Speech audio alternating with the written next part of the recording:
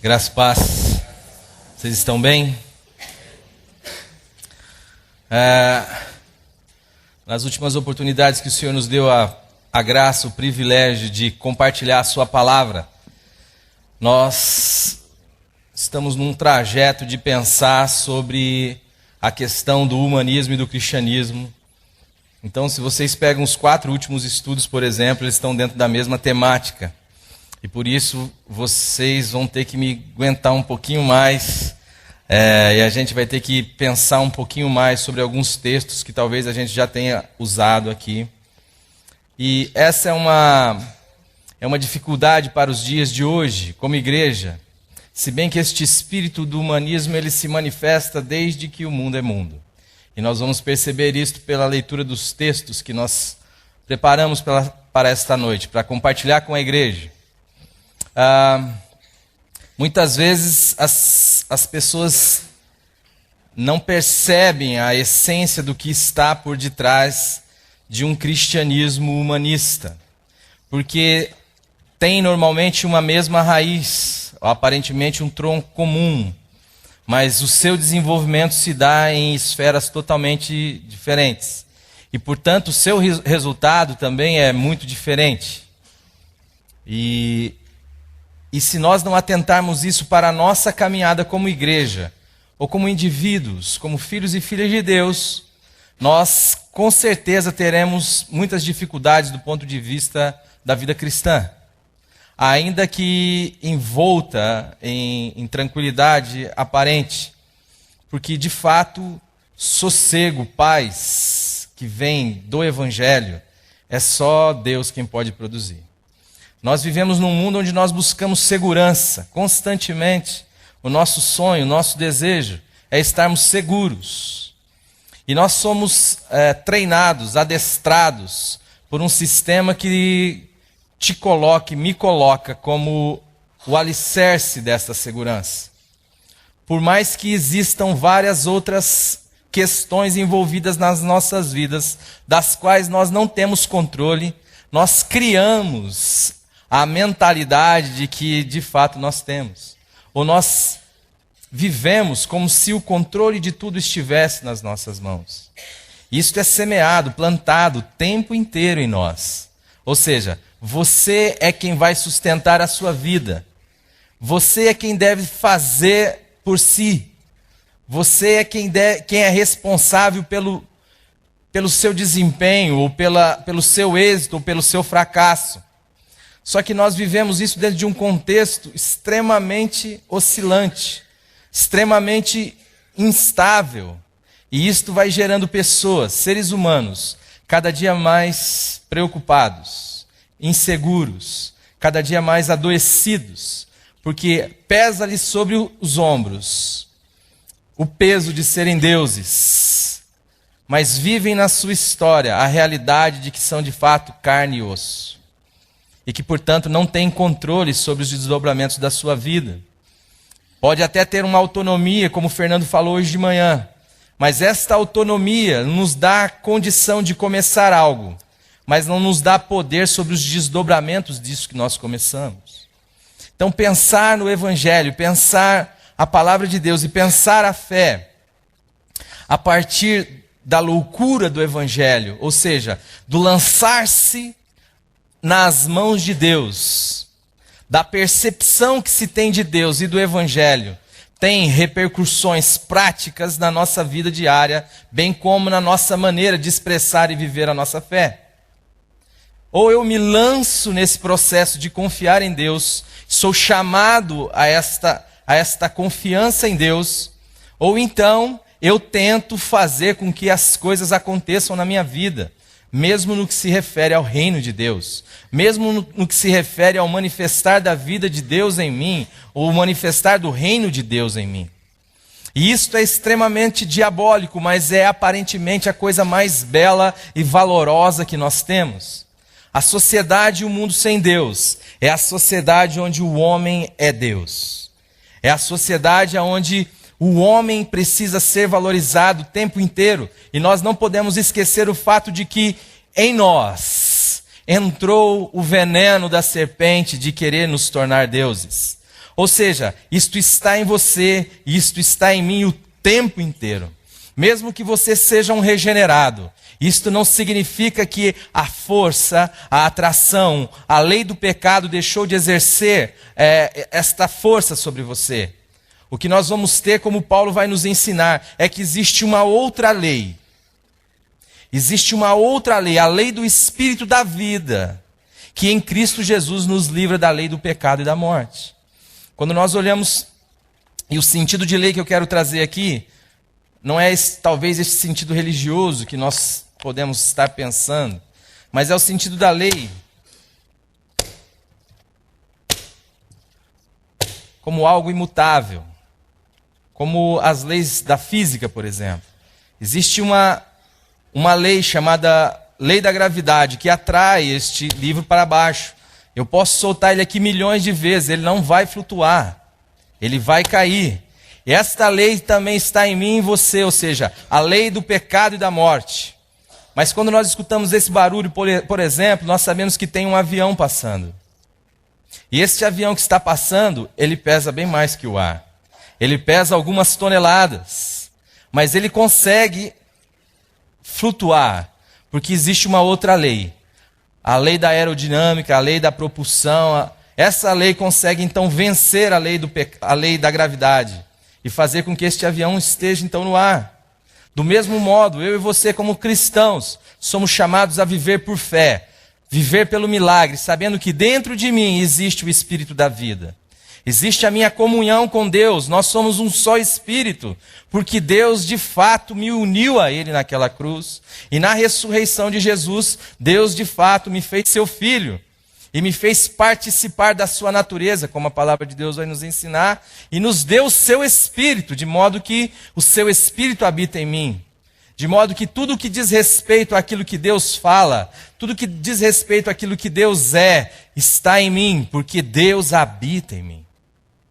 Fé cristã não é uma fé de aprendizado, não é uma fé onde Jesus Cristo é o seu exemplo, é uma fé onde Jesus Cristo é a sua vida. E isto faz toda a diferença. Agora, no caminhar cristão, nós vamos ter a liberdade muitas vezes, e uma liberdade que é mal utilizada. Porque, meu querido, se você quiser levantar aí do seu banco e me dar um soco na cara, eu quero dizer para você que Deus não segurará a sua mão.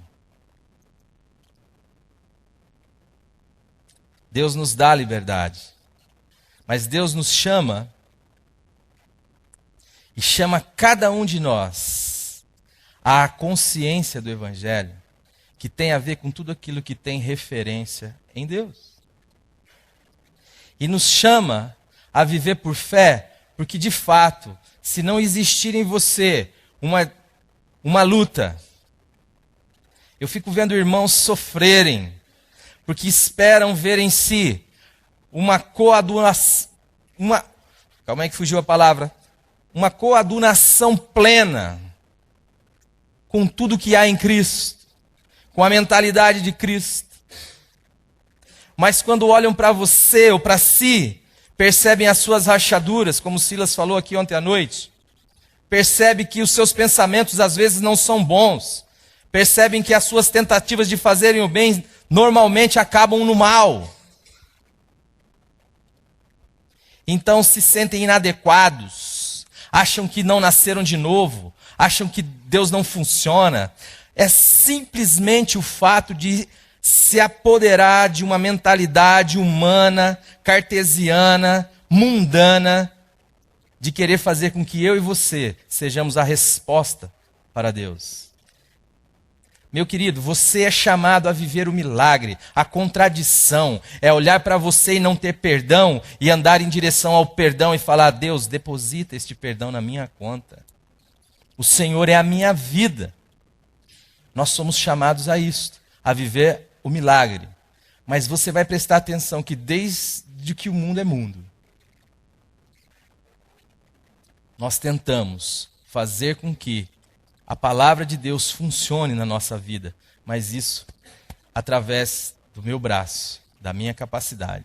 E nós estudamos isso a partir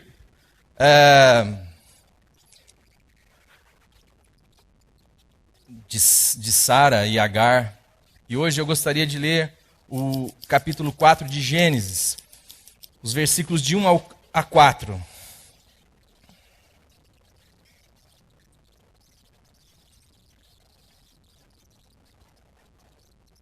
Você lê, Manel? Tem aquele negócio, aparece aqui, não? Coabitou o homem com Eva, sua mulher. Esta concebeu e deu à luz a Caim. Então disse: adquiri um varão com o auxílio do Senhor. Depois deu à luz a Abel, seu irmão. Abel foi pastor de ovelhas e Caim lavrador. Aconteceu que no fim de uns tempos trouxe Caim do fruto da terra uma oferta ao Senhor. Abel, por sua vez, trouxe das primícias do seu rebanho e da gordura deste. Agradou-se o Senhor de Abel e de sua oferta. Santo Espírito, esta é a tua palavra.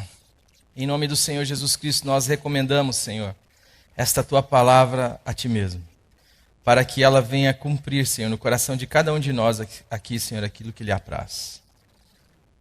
Amém.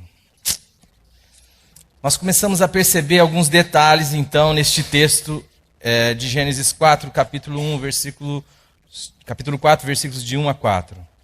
A primeira coisa que nós vemos, então, é uma fala de Eva. Vocês já ouviram disso. Eva, então,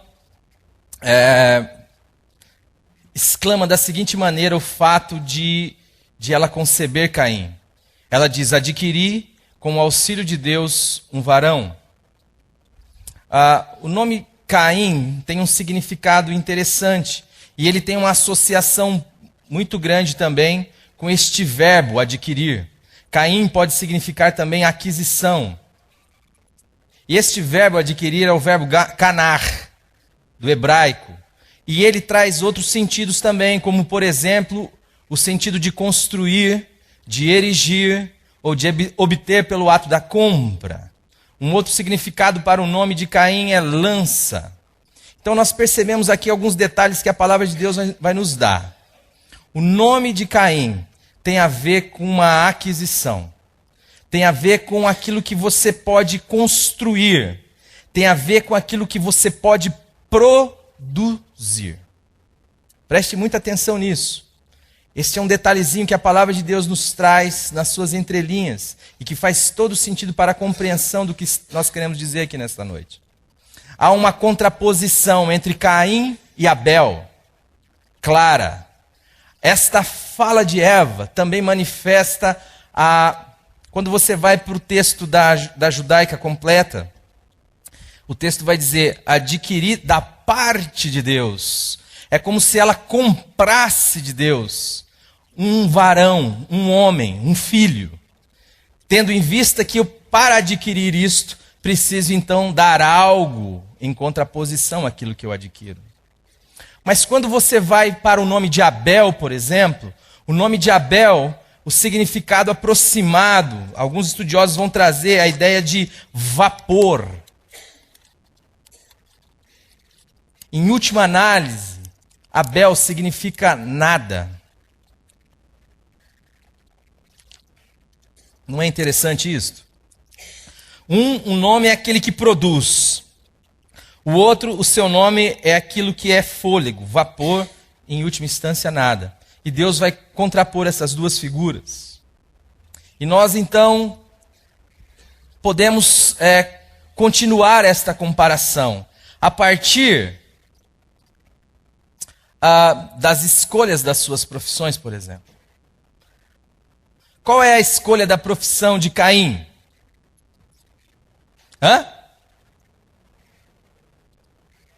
Que profissão é essa?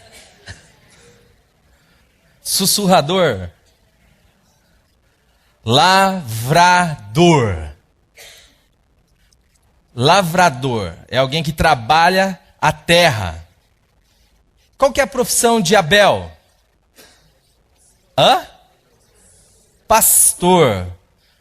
Mas é interessante a gente pensar nas particularidades dessas duas profissões. Uma tem a ver com o suor. o labor. Vamos para Gênesis capítulo 3.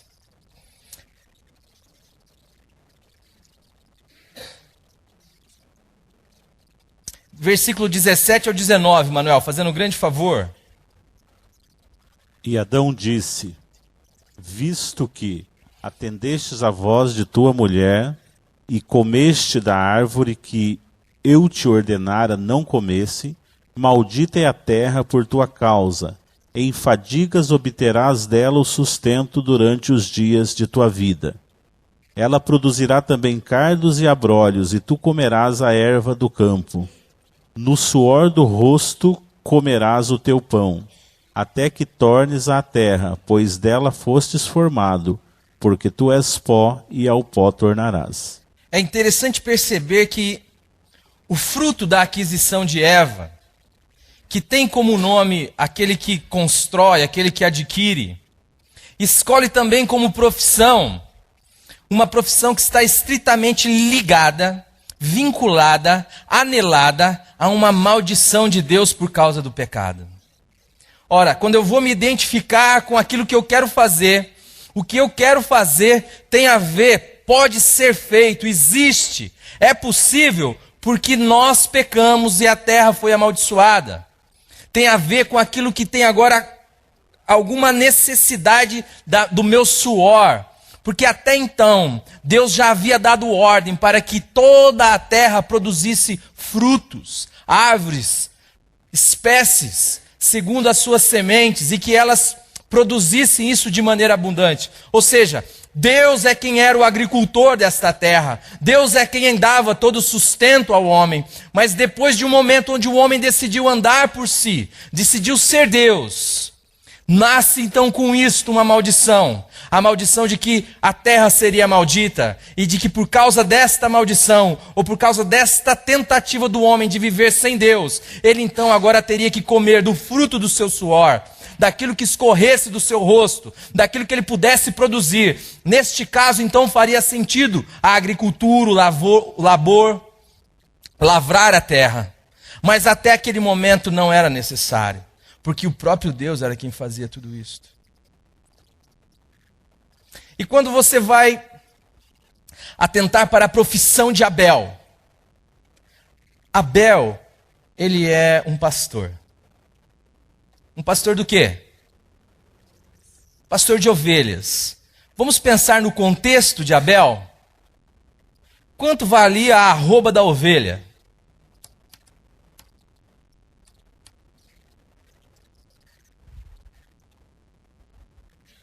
O que é você pastorear? Ou para que serve o pastoreio de um animal que não tem nenhum valor comercial? Afinal de contas, não se come a sua carne. Qual era o predador da ovelha?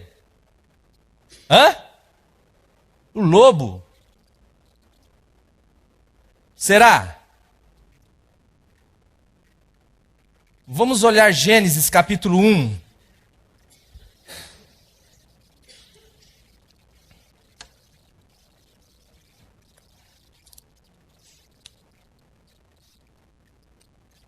Gênesis capítulo 1.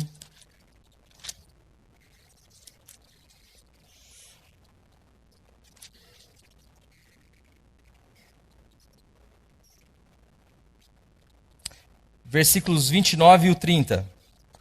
E disse Deus ainda: eis que vos tenho dado todas as ervas que dão semente e se acham na superfície de toda a terra, e todas as árvores em que há fruto que dê semente.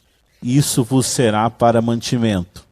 E a todos os animais da terra, e a todas as aves dos céus, e a todos os répteis da terra, em que há fôlego de vida, toda a erva verde lhes será para mantimento. E assim se fez. Olha que interessante. Dentro desse contexto, ainda não se havia colocado no cardápio, tanto do homem quanto dos animais da terra, a carne. Até então, todos os animais, todos os seres vivos, inclusive o homem e a mulher, se alimentavam de ervas. não se alimentavam de carne. Carne só vai entrar no cardápio lá em Gênesis 9. Vamos para esse texto também, para a gente só firmar esse ponto, Manuel. Gênesis 9.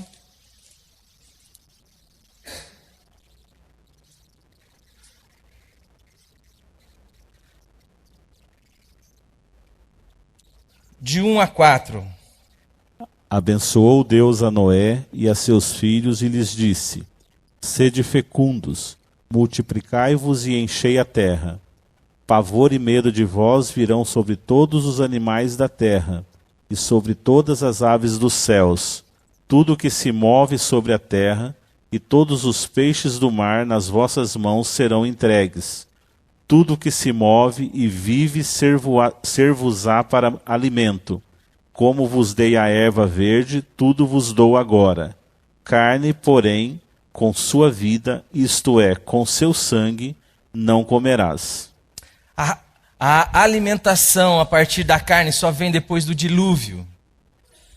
Bem como também as mudanças drásticas de temperatura, os problemas climáticos também, a mudança climática só se dá a partir do dilúvio. Até aquele contexto, não há frio, não há calor. Não há um predador para a ovelha. Não se interessa-se pela sua pele. Ainda que Deus tenha usado a pele de um animal, contudo aquilo tem como objetivo cobrir a nudez do homem. E tem como objetivo também apontar para a realidade do sacrifício de Jesus, que veio também cobrir os nossos pecados. A primeira opção do homem não foi as peles dos animais, mas foi as folhas de figueira. Ora, que profissão é esta?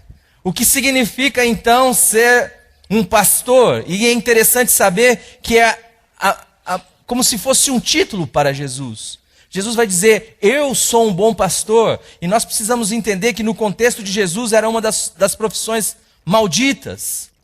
Porque um bom pastor não estava apto a cumprir adequadamente a lei, porque a sua ovelha era mais importante do que a lei. De modo que se ela caísse num buraco, meu irmão, podia ser sábado que ele ia entrar lá para tirar. E Jesus toma para si esta identificação como um bom pastor. E vamos pensar que Caim também tomou para si a profissão de um pastor num contexto onde praticamente não havia necessidade. Abel não havia necessidade desta função. E quando os dois vão oferecer, porque ambos vão oferecer, a religião humanista também oferece coisas a Deus. Ela pensa poder oferecer coisas a Deus. Ela acha que tem algo a contribuir com Deus e com o seu reino. E quando ela quer oferecer, ela vai escolher daquilo que lhe custou o suor. Mas Abel vai escolher aquilo que ele ganhou. Aquilo que Deus lhe deu. Vocês estão conseguindo compreender essa distinção, meus queridos? Se você quiser oferecer algo a Deus, que é fruto do seu esforço, da sua capacidade intelectual, que é fruto do seu suor, eu quero dizer para você que Deus há de rejeitar isto. Porque não há nada que nós tenhamos a oferecer a Deus. O seu dízimo não faz nenhum sentido para Deus. Se a sua razão de ofertar, ou de dizimar, ou de contribuir, é fazer disto uma moeda de barganha, algo que te valorize ou que te distinga dos demais, e que, portanto, te mantém na esfera de ser mais um avarento, não significa nada para o Senhor. Agora, se você entende que tudo que você tem é Deus quem lhe deu, e que você sabe que Deus não precisa do seu dinheiro, mas que há uma alegria sua em contribuir, então tem sentido essa sua contribuição. Se você desenvolve algum ministério na sua comunidade, como aquilo que vai custar o seu suor, ou como aquilo que significa uma distinção para você dos demais, eu quero dizer para você que Deus não vai aceitar o seu ministério. Ele não precisa do seu serviço. Porque Ele é capaz, Ele é pleno, Ele é o doador de todas as coisas. Ele vai agir, Ele já agiu, Ele já realizou. Na cruz foi consumado todas as coisas. O seu Cordeiro Santo realizou tudo e disse: está consumado. Não há o que você tenha a oferecer a Deus. a não ser aquilo que Deus lhe deu. Se você não entende que tudo que existe na sua vida é uma dádiva de Deus, você vive atormentado, barganhando com o mundo e com Deus, com medo, inseguro, preocupado, porque o sustento da sua empresa está sobre as suas costas, o sucesso da sua empresa, a glória também é sua.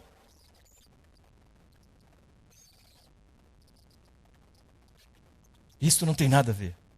Mas o dia que você entender que há sobre você um Deus de caráter, de um caráter de amor, e que te chama a participar do seu reino, mesmo você não tendo nada a contribuir de fato neste reino, mas que Ele quer te doar, que Ele quer te dar todas as coisas, quando você sentir a alegria da comunhão com Deus, de participar com Deus, daquilo que Deus está fazendo, Deus fará do seu nada tudo o que Ele quiser. Deus fará da sua impotência algo que pode transformar vidas. Deus fará da sua fraqueza algo que pode transportar alguém das trevas para a luz. Deus fará da sua boca, que não pode nada no reino de Deus, uma boca abençoadora de famílias, de pessoas. Deus fará das suas mãos, que não pode fazer nada no reino de Deus, mãos que toquem com amor, mãos curadoras. Mas quando nós entendemos, meus amores, que no reino de Deus quem opera é Deus, que no reino de Deus quem faz é Deus, e que no reino de Deus tudo já está planificado, tudo já está pronto, perfeito e acabado, e isto é fé. Entre no descanso de Deus, goze a alegria dos filhos de Deus de participar daquilo que o seu Pai está fazendo. É para isso que nós somos chamados. Mas quanto peso há sobre as nossas costas? Quanta glória nós buscamos, seja numa multinacional, ou seja dentro de uma igreja ou em cima de um púlpito. Porque de fato, não conseguimos crer num Deus doador, não conseguimos crer num Deus amoroso, não conseguimos crer no caráter de um Deus que tem prazer em dar, doar. Porque recebemos a influência, quer você queira, quer não. Existe, por isso que é a atenção desta noite, a influência de uma mentalidade, de um mundo, de um momento, de um século, que quer fazer do homem o centro, que quer fazer de você o centro, de mim o centro. Então nós vivemos vidas atribuladas, ficamos questionando uns aos outros, ficando brigando uns com os outros, mas Deus está falando, deixa eu fazer, deixa eu agir na sua vida, viva por fé. Ande por fé, deleite-se em mim, e eu satisfarei os desejos do seu coração. Entrega o teu caminho a mim, confia em mim, o resto eu vou fazer. Vou fazer sobressair a sua luz, como o sol do meio-dia. Mas nós falamos, Deus não vai cumprir a sua palavra. Eu vou comprar um chapéu de LED, eu vou comprar uns negócios, eu vou iluminar a minha cara. Aí falta dinheiro para a pira, você fica nervoso. Seu filho pega a pilha para brincar no carrinho dele, você vai pôr, quando você vai ver, não acende, aí você fica dizendo, agora que tinha que brilhar esta luz em mim. Não vai, irmão. Porque é Deus quem resplandece. Todos nós, com o rosto descoberto, contemplando a sua face, somos transformados de dia em dia, de glória em glória, na sua própria imagem, como que pelo Senhor o Espírito. Ou nós confiamos nisso, ou nós vamos viver uma religião tacanha, uma religião aprisionadora, uma religião sufocante. Não vamos conseguir gozar da presença de Deus. Sentiremos o tempo inteiro um sentido de inadequação. Eu nunca estou bom o suficiente para Deus. Abraçarei a mentira como verdade e a morte como vida. Nós não queremos a verdade. A verdade, irmão, é que de fato o amor de Deus nos constrange. A verdade, irmão, é que de fato nós não valemos nada. Absolutamente nada. E é duro para nós aceitarmos um amor de graça, um amor gratuito. Como assim eu não tenho nada a oferecer a Deus? E a minha capacidade? E a minha oratória? E os meus anos de estudo? Como assim eu não tenho nada a oferecer a Deus? Deus rejeitou a oferta de Caim, porque Caim foi oferecer aquilo que ele produzia, aquilo que lhe custava o suor. E Abel ofereceu aquilo que Deus havia lhe dado. Um se apresenta diante de Deus a partir das suas obras, do seu empenho. O outro se apresenta de Deus trazendo sangue alheio. Um sangue que nem é dele. Um sangue do Cordeiro, apontando para Jesus, apontando para o Deus Todo-Poderoso, apontando para o amor gracioso de Deus. Quando nós falamos disso, eu sei que isso é escandaloso. Jesus, quando foi questionado por João Batista, avisou a João Batista. Quando João Batista, que tinha visto tudo que viu, tinha participado de tudo que participou com Jesus, ficou em dúvida acerca de Jesus, se ele era de fato o Messias ou não, Jesus manda dizer para João Batista que bem-aventurado é aqueles que não se escandalizam por causa dele. Sabe por quê? Porque nós esquartejamos Deus. Nós vivemos de doutrinas muitas vezes. Nós esquartejamos a graça, por exemplo. A graça é uma entidade fora de Cristo, fora de Deus, que eu uso ela segundo a minha conveniência.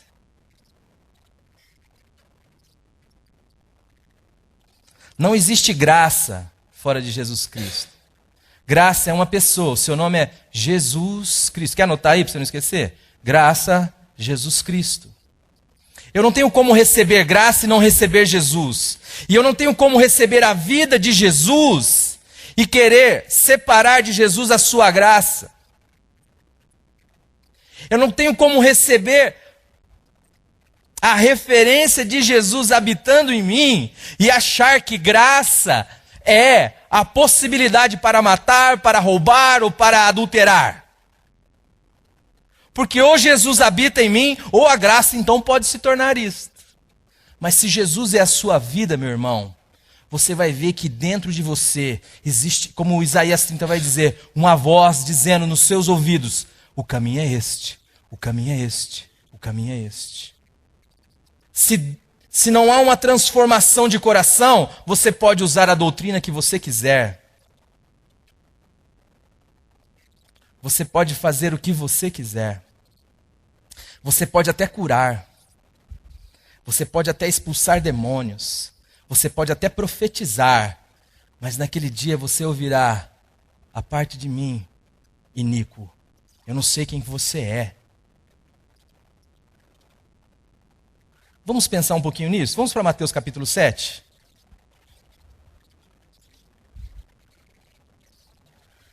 Mateus capítulo 7, vamos do 21 até o versículo 23.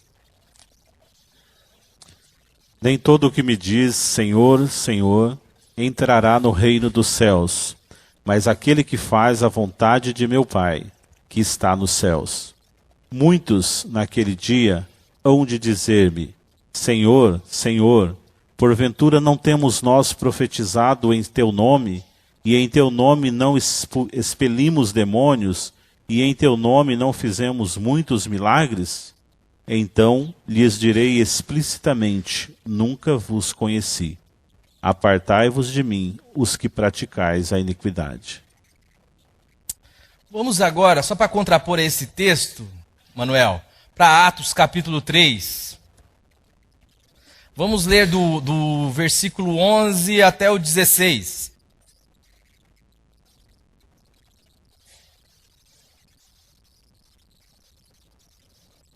Atos 3, do 11 ao 16.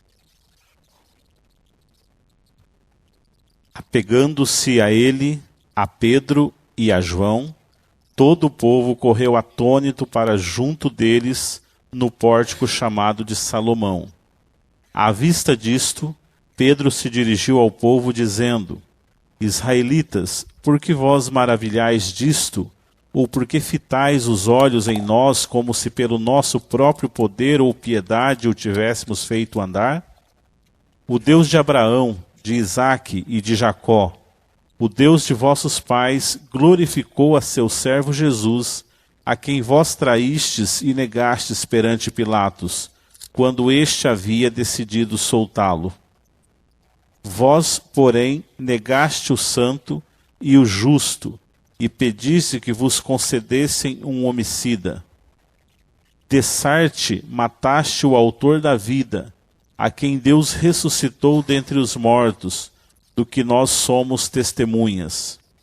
Pela fé em o nome de Jesus, é que esse mesmo nome fortaleceu a este homem, que agora vedes e reconheceis. Sim, a fé que vem por meio de Jesus deu a este saúde perfeita na presença de todos vós. Então, nós temos um grupo naquele dia dizendo assim para Jesus: Jesus, espera aí, está acontecendo alguma coisa errada aqui. Eu preciso entrar nesta festa, eu preciso participar desse banquete. Afinal de contas, eu confessei você como Senhor. Eu disse, Senhor, Senhor. Mas aí Jesus vai dizer, mas espera aí, nem todo que me diz Senhor, Senhor entrará nessa festa aqui. Mas tem mais alguns detalhes, Senhor, que talvez o Senhor desconhece a meu respeito. Eu curei, aliás, vamos falar de um grupo, nós curamos enfermos. Nós expulsamos demônios em teu nome.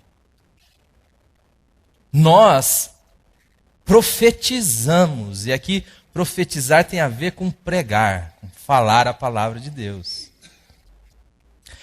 De fato, querido, eu realmente não tinha essas informações a seu respeito. Aliás, eu nem sei quem vocês são. Eu não sei nem o que vocês estão fazendo aqui. Para mim, o que vocês são realizadores de maldade, de iniquidade. Preste atenção nos seus feitos, nos seus atos. São os atos que para nós estão ligados com a bondade. São curas, pregações, são prodígios, são expulsão de demônios. E de repente você tem uma outra realidade onde também uma cura está acontecendo. Esse contexto de Pedro e João é o contexto onde eles curaram o paralítico de nascença. Eles curaram aquele jovem, ou sei lá, 40 anos, né? Não é tão moço assim. Eles curaram aquele homem e, de repente, se viram cercados por admiradores, por pessoas que então os estavam admirando. E eles falam, espera aí, o que vocês estão olhando para mim como se por minha própria virtude, ou por nossa própria virtude ou santidade, este está em pé diante de vós? É por causa de Jesus Cristo que vocês mataram, mas que Deus o ressuscitou dentre os mortos. É por causa da fé que vem por meio de Jesus que este está são diante de vocês. Há uma diferença aí básica.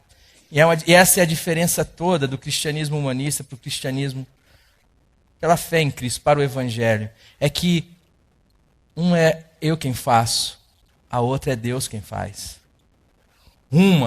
Eu estou curando, mas quem estou curando é eu acho que sou eu pelo menos.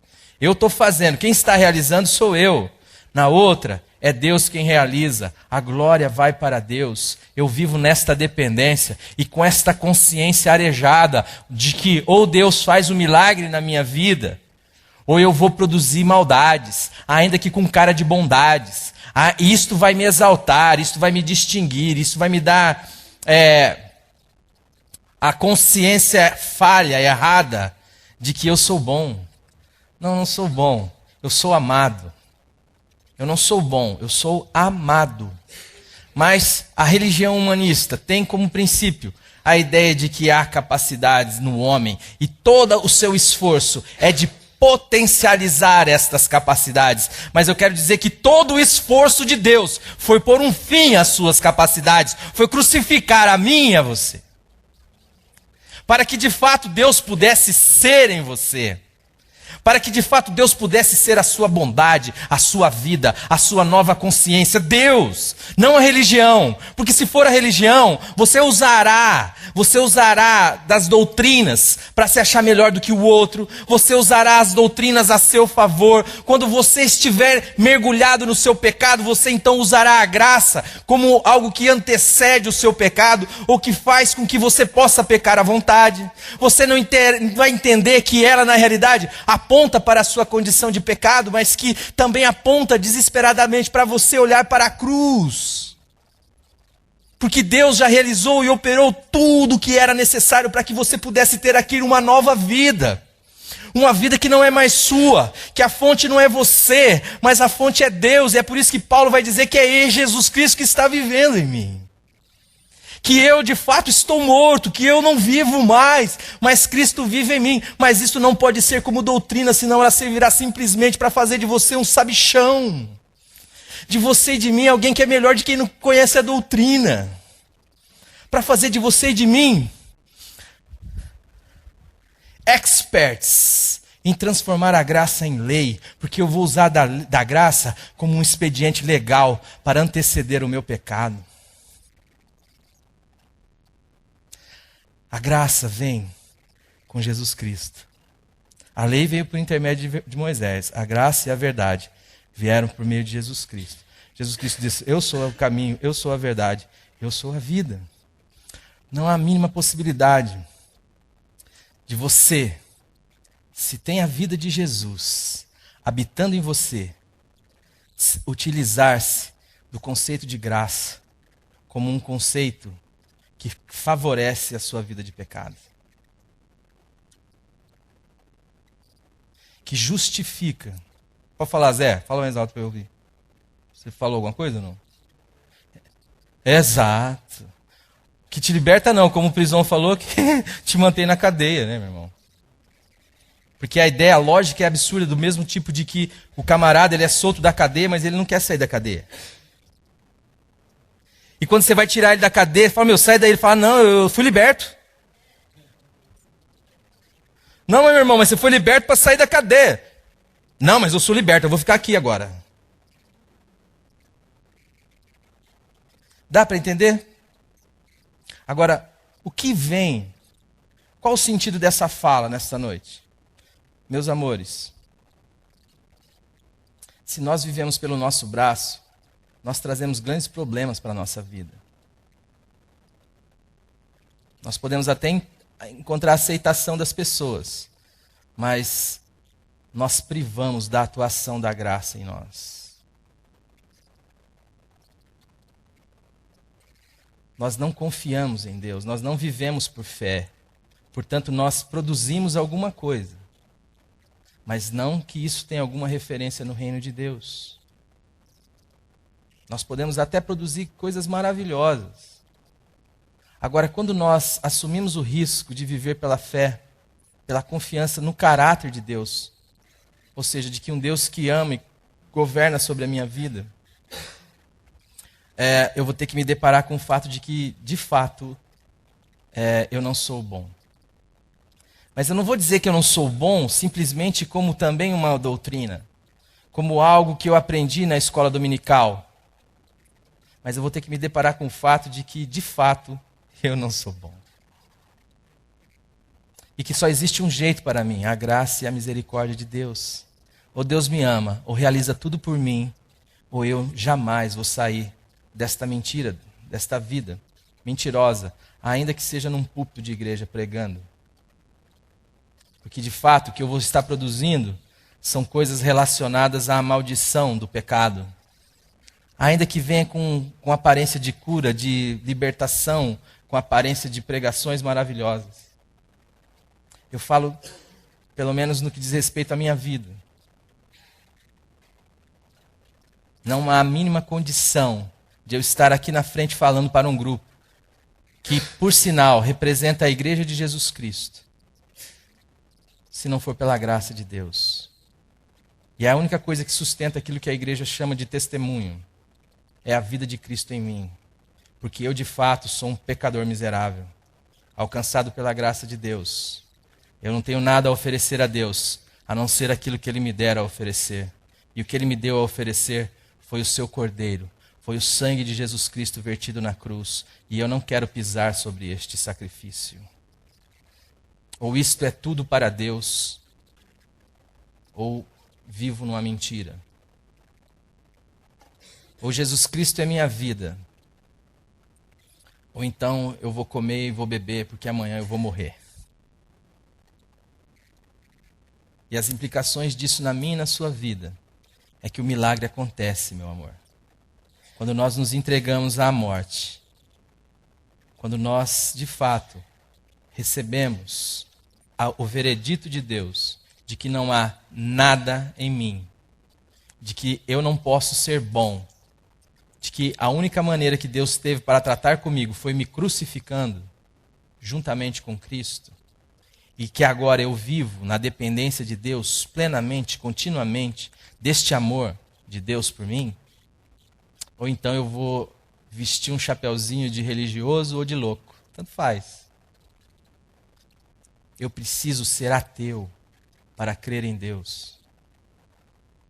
Eu preciso ser ateu de mim mesmo para poder crer em Deus.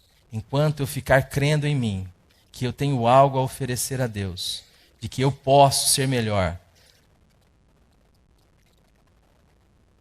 a vida de Cristo não se manifestará na minha vida. Porque a vida de Cristo se manifesta por levar o morrer. E ninguém que acredita em si vai para a cruz. Só vai para a cruz aqueles que podem gritar como Paulo: desesperado homem, desventurado homem que sou. Quem me livrará do corpo desta morte? Dou graças a Deus por Cristo Jesus, porque nele não há mais nenhuma condenação para os que estão em Cristo Jesus, que vivem não mais segundo a carne, mas segundo o Espírito. E viver segundo o Espírito é viver a partir do que Deus disse de mim e de você. E você e eu temos da parte de Deus uma fala de que Deus estava em Cristo, reconciliando consigo mesmo o mundo, não imputando aos homens os seus pecados, e nos deu este ministério da reconciliação.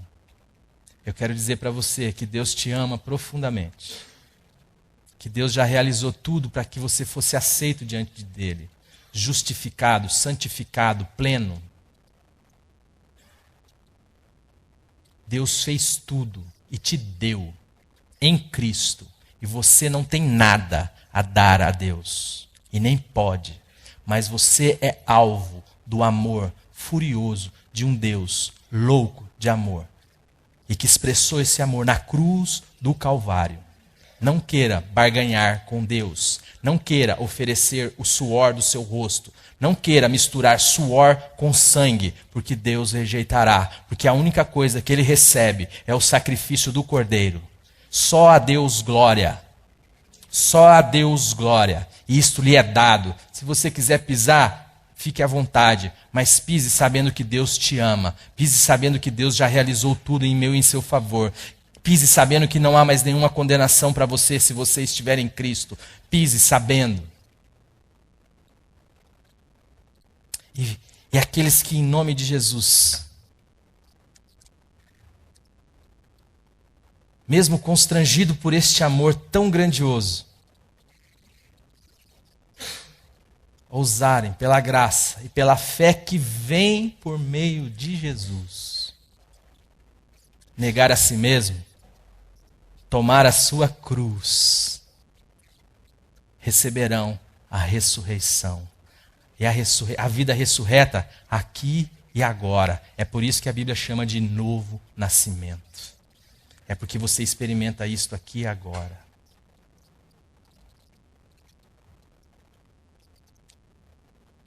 Que Deus faça isso na minha e na sua vida. E que Deus te faça celebrar e anunciar para um povo que está morrendo,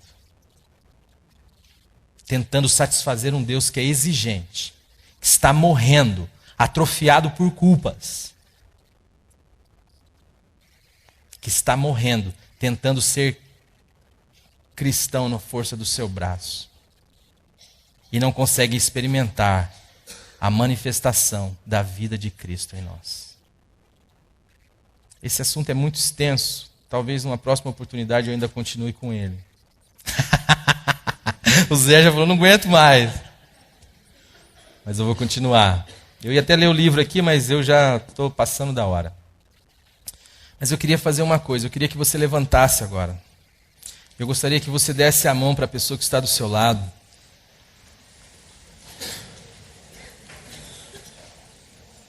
Quantos diáconos nós temos aqui hoje?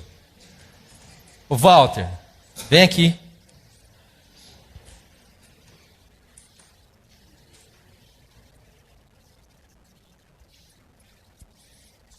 Quem mais tem de diácono aí?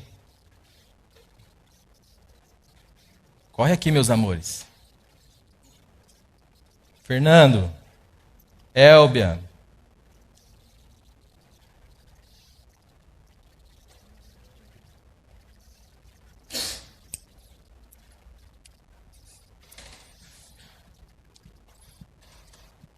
Melinha.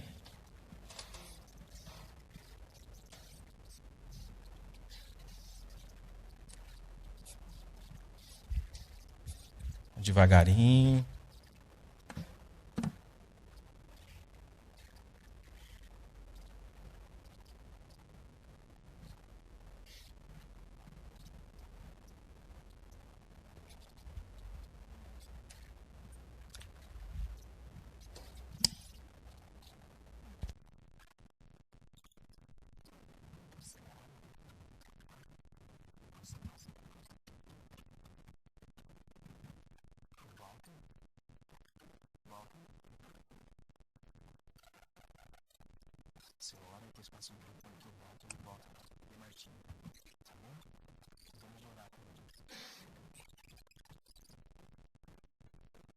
Fala dos presbíteros. Vamos nos ajeitar aqui de frente para ele e vamos estender a mão sobre a igreja. A Bíblia fala de que os presbíteros podem orar pelos enfermos. Eu sei que nesta noite aqui tem muita gente enferma da alma, enferma de enferma. Tem muita gente que está desesperada, muita gente desanimada.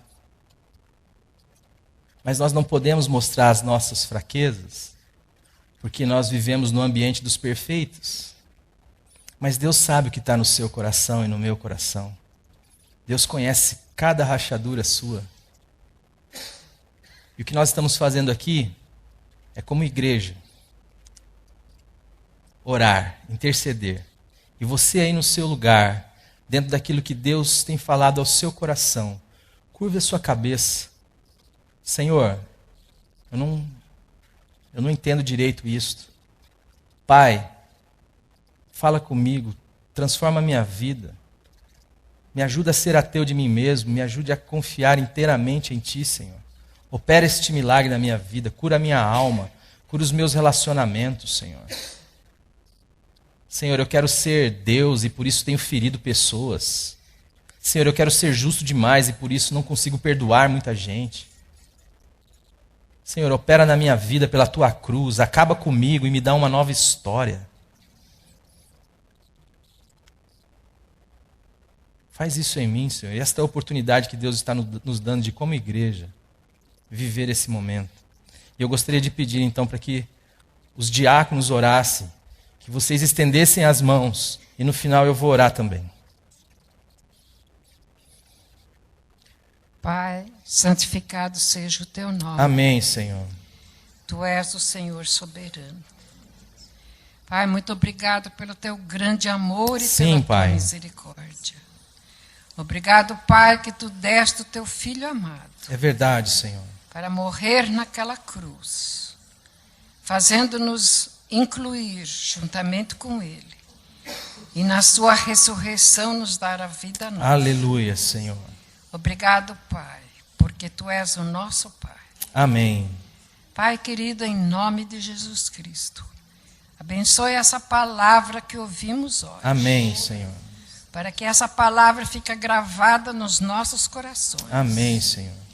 Ó Pai amado, em nome de Jesus Cristo, segura-nos nas Tuas mãos. Amém, Senhor. Guia os nossos passos. E faça, Senhor, para que nós realmente possamos somente confiar em Ti. Amém. E estar na total dependência Tua. Amém, Senhor. Pai querido, em nome de Jesus Cristo, cuida da nossa comunidade. Amém. Cuida, Senhor, dos enfermos. Amém, Senhor. Os enfermos fisicamente. Amém, Senhor. Pai querido, alivia os seus sofrimentos, Amém, suas ó dores. Pai, em nome de Jesus. Mas, Pai, em nome de Jesus Cristo, nós suplicamos pelos enfermos da alma. Amém, Senhor. Pai querido, liberta-os. Sim, Senhor. Derrama o teu amor, o teu Amém. perdão nos seus corações. Amém, Senhor. Para que eles sejam livres e possam louvar e bendizer o teu santo Aleluia, nome. Pai. Em nome de Jesus Cristo, nós te agradecemos e suplicamos. Amém. Amém. Muito obrigado, Pai, porque nós estamos aqui ouvindo a Tua palavra, participando do Teu culto em honra a Ti. Amém, Senhor. Muito obrigado por isso, Pai, por esta oportunidade. E pedimos, Pai, que Tu faças aquilo que Tu falastes, quebra-nos e faça-nos de novo. Aleluia, Senhor. Porque nós gostamos de suor, nós gostamos de fazer. É verdade, Deus. As coisas acontecem tão simples que nós não acreditamos. Nós queremos complicar. Nós queremos verdade, fazer e mostrar para todo mundo que estamos fazendo. É verdade. Muda, Tem Pai, misericórdia. esse nosso procedimento. Amém, Senhor. Faça com que nós possamos viver a Tua palavra, Amém. a Tua dependência. Amém, Jesus. Abençoe as pessoas que precisam de Ti. Aleluia. E somos todos nós, Aleluia, Pai. Jesus. Independente de condições, nós precisamos de Ti. É verdade. E é em Pai. nome de Jesus que eu te suplico. Amém. Quebra-nos e faça-nos Aleluia. de novo. Amém, Amém, Pai. Senhor. Amém.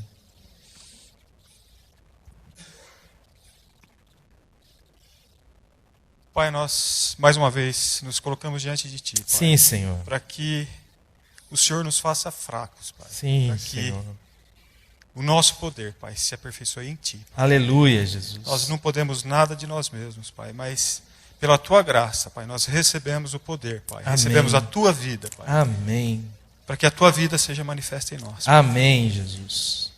Que possamos, Pai, celebrar a vida, Pai. Aleluia. Que possamos, Pai, manifestar a vida de Cristo em nós, Pai. Aleluia, Jesus. Ô, Pai, manifesta a Tua vida nessa igreja. Amém, Senhor. Manifesta o Teu caráter em nós. Amém. Ô, Paizinho Santo, glorificado seja o Teu nome nessa igreja. Amém, Que Jesus. nós possamos, Pai, levar a Tua vida, Pai, a vida manifesta em Cristo, Aleluia, Jesus. para que o Teu nome seja glorificado. Amém. Seja tudo em nós, Pai. Amém. Para a glória do Teu nome, Paizinho. Em Amém. nome de Jesus. Cura as almas, Pai. Amém, Ô, Senhor. Paizinho, manifesta, Pai. Quebra, Pai. Quebra aquilo que tem que ser quebrado, Pai, para que a Amém, Tua vida Senhor. seja manifesta, Pai. Amém. Obrigado pelo Teu amor. Obrigado pela Tua graça manifesta em Cristo, Pai. É no nome dele que oramos, em nome de Jesus. Amém. Pai amado, está aqui a Tua igreja, Senhor. E a Tua igreja é formada por pessoas que o Senhor ama. Pai, em nome do Senhor Jesus Cristo, Senhor, nós clamamos a Ti como igreja. A Tua palavra diz: chamai os presbíteros, Senhor, e eles orarão, Senhor, e os enfermos serão curados. Pai, Jesus Cristo já alcançou esta vitória na cruz do Calvário. O que nós pedimos nessa noite é regeneração, Senhor, novo nascimento, Senhor, cura de alma, Senhor, perdão, ó Pai. Nós pedimos que o Senhor repreenda todo espírito contrário à vida, Senhor, e que cada pessoa que entrou aqui nesta noite, ó Pai, em nome de Jesus, para a Tua honra e glória, Senhor, sejam cheias do Teu Espírito, que a seu tempo o Senhor se revele, Senhor, que a seu tempo o Senhor manifeste o Teu amor, ó Pai, sabendo que na cruz do Calvário nós morremos, Senhor, e que na ressurreição de Cristo, o Senhor nos deu uma nova vida e que pode ser celebrada. Isto é de graça, Senhor, é dado, Senhor, é bondade do Senhor, é dom do Senhor, não vem das obras para que ninguém se glorie, Pai. Por isso, Pai, toma cada família aqui, aviva esta igreja, aviva a Tua igreja nesta cidade, ó Pai, e em nome de Jesus, santifica mesmo o Teu nome em nós, glorifica o Teu nome em nós. Muito obrigado porque o Senhor está aqui, continua, Pai, fazendo na minha vida e na vida dos meus irmãos. Muito obrigado, Pai. É em nome de Jesus que nós oramos. Amém. A mensagem que você acabou de assistir faz parte do Ministério de Comunicação Palavra da Cruz. Temos um grande acervo de estudos bíblicos em áudio e vídeo. Distribuímos também, gratuitamente, o jornal mensal Palavra da Cruz. Entre em contato conosco pelo fone fax 0 operadora 43 3322 3037 ou pelo e-mail com@palavradacruz.com.br. Visite-nos também pelo site www.palavradacruz.com.br. Graça e paz.